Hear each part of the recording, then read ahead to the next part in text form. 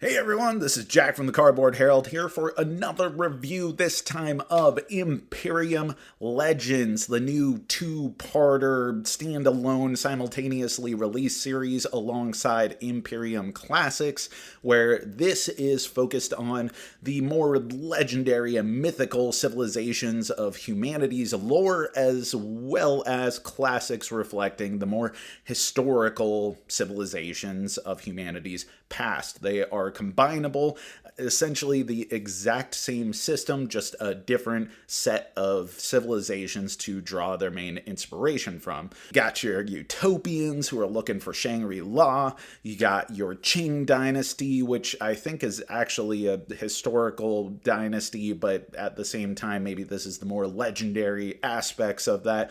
You got all kinds of stuff in here. So what is this game? Well, it is a deck building game, but it has a heavy contrast from just about every deck building game that you've ever played, because unlike most in which you start with a set of cards that mirrors everyone else's set of cards and you develop based off of a shared pool, in this one, every civilization has their own unique asymmetric loadout, as well as two sets of their own unique asymmetric cards to add to their deck that you will progressively gain more and more of throughout the game, and then also a shared pool of cards in the center that people can pull from that represent several different aspects of society that are in several different decks. There's also a revolution mechanic that basically, if you pull too many bad cards, which sometimes you have to pull those as the result of actions or taking certain cards from the central pool. If too many of those are pulled, the game will end and the player with the least of them wins. But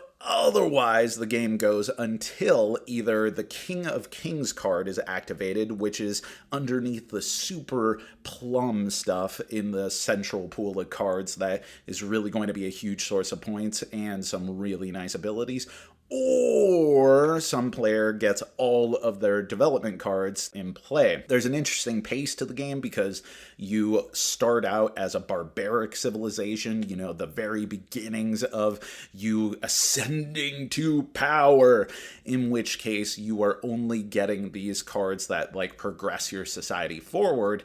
And then eventually, once you have all of those, you flip to your empirical side. You are an empire, and then you can choose developments to add in front of you, or in the case of other factions that may be interrupted, you could be the Atlanteans who already start out as an empire. You could be the Arthurians who, instead of developments, they're going on quests. It's heavily thematic in that way. There's a couple other contrasts to typical deck building games in that you have a pool of actions and exhaustion tokens that you're going to end up spending in order to take your turn. Things can only be exhausted once. You can only exhaust so many things on a turn. Exhausting is separate from an action. You have only so many actions that you can take in your turn, and loads of stuff, of course, manipulate all of those things, as well as the two additional resources in the game. And also, the final real paradigm shift from typical deck building games is that you end up with loads of stuff in front of you. Your deck is going to end up collecting out in front of your play area as different permanents that are mainly the things that you're going to end up exhausting or paying actions for. Actions to put them into play, exhaustion tokens in order to utilize their benefits. These can have triggered abilities. They can allow you to isolate cards from your deck underneath instead of just fully trashing cards. It gives you a sense of this vast empire accumulating in front of you, though those cards can end up cycling back into your deck for a myriad of reasons. It is a lot to contend with on the table and conceptually from a strategic point of view, which brings me to what makes this game cool, because I'm going to give you a little bit of spoilers. The back half of this review, where we talk about what didn't work, is going to last a little bit longer, but I do have some things to say about things that I legitimately really admire about this game.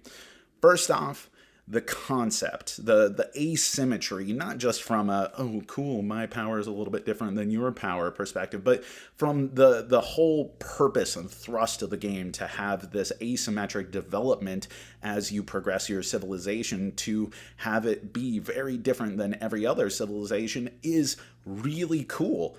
And for the most part, it works. You have different flows, different feels for the different civilizations, and not just thematically, but mechanically how they work. Some civilizations hunt for specific cards, some civilizations just spread out vast quantities of cards in front of them, some gain points for different things being accrued into your deck. They do feel diverse and different, and there's a whole lot of them in the box. And then, on top of that, I really adored the artwork, the look. The artwork is done by the Miko. Anyway, this is really top-notch art by the Miko. Some of the best that I've seen of them. I mean, you may have seen some more of their stuff in the Raiders and Paladin series, as well as anything from Preston Jacobs' videos on Game of Thrones theories to any number of other places. Really rising to prominence as a fan favorite artist in the board game realm, and this is some of their best work to date. Really diverse character styles, representative of very different civilizations, gives it a fantastic identity, and there are a ton of artistic assets in this game, so I really think it's visually spectacular. But we have to talk about what didn't work. And I got a bit of a laundry list here. This game, from setup, from the very get-go, and bear in mind, I wanted to like this game. I looked at it, I read the rules, and I was like, oh, this sounds cool, this sounds interesting. I mean, I had to reread the rules several times because it was hard to kind of conceptualize how everything was going to be put together, but ultimately, I was going into this wanting and kind of just fully expecting to like it. But then I got to setup. It is painstaking to have certain numbers of cards and certain numbers of stacks. Even your personal setup is going to have cards oriented in different directions, either face up, face down, sideways, straight, and then you're going to have different piles in front of you. And then you're also weeding out cards for a certain number of players. You're sliding cards underneath other cards in the opening pool. You're combining sets of cards. And then on top of all this, you have the maintenance of everything in front of you. It's kind of overwhelming at a certain point to know, like, where's my discard pile? Where is my draw pile? What are these cards over here? Oh, right, those are the cards I'm going to end up adding to my deck.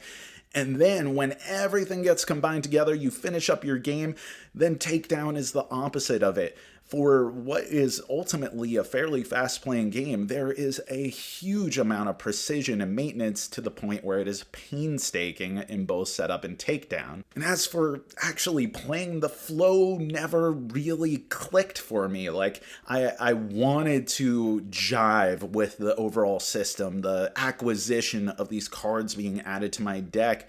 But because of the action system where I was spending these tokens, I was exhausting certain things, and I was having to maintain what is effectively several different types of resources, from the cards that you have available in your hand to the cards that you can add to the actions that are at your disposal, the action tokens you're using, the exhaustion tokens that you're using, and then two actual legitimate resources, which boil down to the pink resource or the blue resource.